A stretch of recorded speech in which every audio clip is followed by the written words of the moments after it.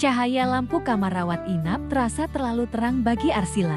Ia terbangun dengan tubuh yang terasa seperti dipukuli ratusan kali, infus menusuk punggung tangan, dan perut yang kini benar-benar rata, terlalu rata.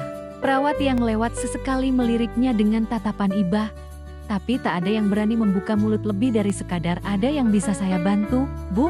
Ia tak menjawab, hanya menatap langit-langit sampai matanya perih. Pintu kamar terbuka pelan. Dion, asisten Reynard, muncul dengan wajah canggung. Di tangannya ada tas kertas dari rumah sakit swasta ternama, logo emas berkilau. "Bu Arsila, Pak Reynard suruh saya antar ini. Baju ganti sama keperluan lain. Beliau bilang, kalau sudah bisa jalan, langsung pulang saja. Mobil sudah nunggu di bawah." Arsila tertawa kecil. Suara seraknya terdengar seperti orang lain. "Reynard yang suruh kamu bilang gitu?" Dion menggigit bibir bawah. "Beliau lagi nemenin Mbak Aliska di lantai VIP. Katanya, Mbak Aliska trauma berat. Takut sendirian." Arsila mengangguk pelan. "Bilang ke suamiku, aku nggak butuh mobilnya. Aku pulang sendiri." Dion tampak panik. "Tapi Bu, dokter bilang aku sudah tanda tangan surat keluar atas tanggung jawab sendiri." Arsila menunjuk tumpukan kertas di meja samping. "Pergi, jangan ganggu aku lagi." Dion akhirnya pergi dengan langkah gugup. Pintu tertutup. Arsila menarik napas panjang, lalu menarik selang infus dengan paksa. Darah menetes ke lantai. Tapi ia tak peduli. Ia turun dari ranjang, kaki gemetar menahan tubuhnya. Setiap langkah terasa seperti berjalan di atas pecahan kaca. Di koridor lantai VIP, suasana berbeda. Karpet tebal, aroma bunga segar, dan suara tawa pelan terdengar dari salah satu kamar. Arsila tahu itu kamar siapa. Ia tak berniat lewat sana, tapi lift rusak. Tangga darurat adalah satu-satunya jalan. Ia menapaki anak tangga perlahan.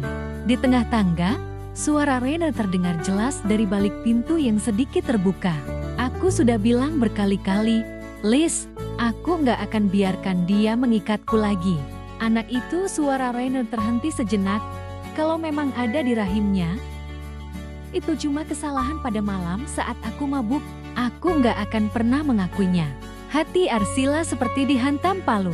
Ia berhenti di tempat. Tangan mencengkeram pegangan tangga sampai putih.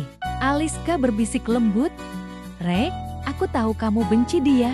Tapi, kalau dia benar-benar hamil, apa kita tetap bisa bersama? Aku nggak mau jatuh orang ketiga selamanya." Rainer tertawa dingin. "Dia nggak akan berani pakai anak itu buat mengancamku. Aku akan pastikan dia menyesal karena pernah berpikir bisa menggantikanmu dalam hidupku." Arsila menutup mulut dengan tangan, menahan isakan yang nyaris pecah. Ia melanjutkan langkah, lebih cepat, sampai akhirnya keluar dari rumah sakit lewat pintu belakang.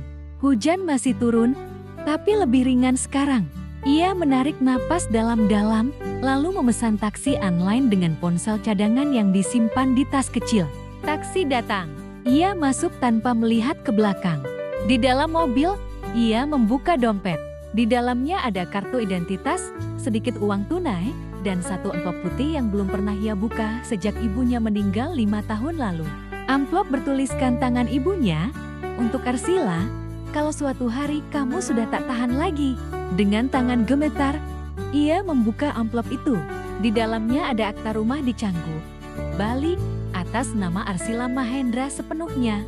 Ada juga surat wasiat ibunya yang tak pernah dibacakan di depan keluarga wicaksana, ditambah satu kertas kecil bertuliskan nomor rekening Swiss dengan saldo yang membuat Arsila terpana. Di bagian bawah, tulisan ibunya yang sudah pudar. "Pergi, Nak. Jangan pernah kembali kalau mereka membuatmu menangis lagi. Ibu sudah menyiapkan tempat aman untukmu." Air mata akhirnya jatuh, tapi kali ini bukan karena sedih.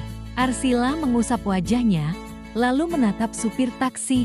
"Ke bandara, sekarang juga." Tepat saat taksi melaju meninggalkan rumah sakit, ponselnya berdering. Nama Reynard muncul di layar. Ia menatapnya lama, lalu mematikan ponsel sepenuhnya. Di lantai VIP, Reynard baru saja keluar dari kamar Aliska untuk mengambil kopi. Ia membuka ponsel, melihat pesan dari Dian. Bu Arsila sudah keluar rumah sakit sendiri. Reinhard mengerutkan kening, lalu menelpon. Panggilan tak tersambung. Entah kenapa, dada pria itu tiba-tiba sesak. Di Bandara Soekarno-Hatta, Arsila membeli tiket terakhir ke Denpasar dengan nama gadis ibunya yang tak pernah ia pakai selama 5 tahun terakhir. Ia menarik hoodie-nya hingga menutupi wajah, lalu berjalan menuju gate.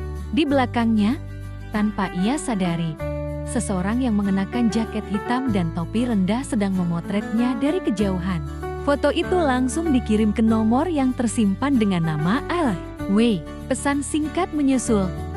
Dia naik pesawat ke Bali. Sendirian.